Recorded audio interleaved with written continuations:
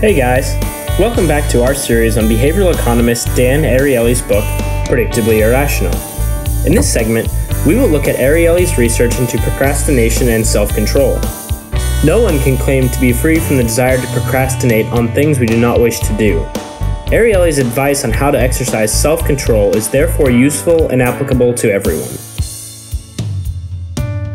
Ariely conducted an experiment on one of his large classes. The syllabus called for 3 papers to be turned in over the course of the semester. Late papers would be penalized by 1% every day. Ariely broke students up into 3 groups. He asked the first group to pre-commit to due dates for their 3 papers. The second group was essentially given no deadlines, with all 3 papers due on the last day of class. The third group was asked to turn in their papers on the 4th, 8th, and 12th weeks of the course. After the course had ended and all of the papers were graded, Ariely found that Group 3, the one with imposed deadlines, got the best grades. The second group, the one with no deadlines, got the worst grades. And Group 1, those students who were asked to pre-select their deadlines, ended up in the middle.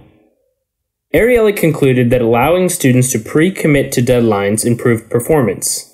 In addition, those students who pre-committed to dates that were spread out across the semester did well in relation to those students who pre-committed to turning all 3 papers in on the last day of class. Ariely writes that, "These results suggest that although almost everyone has problems with procrastination, those who recognize and admit their weaknesses are in a better position to utilize available tools for pre-commitment, and by doing so help themselves overcome it." Also, he says that we have problems with self-control related to immediate and delayed gratification, but each of these problems has potential self-control mechanisms. In our everyday lives, if we have trouble saving from our paycheck, we can take advantage of our employer's automatic deduction option. If we don't have the will to exercise regularly alone, we can make a commitment to exercise with friends. These are tools that we can commit to in advance that may help us be the kind of people we want to be.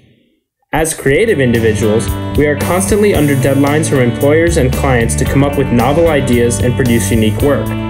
Some of these projects may not fit with our desires, however they must be completed. Also, many creative projects have aspects to them that are tedious and uninteresting.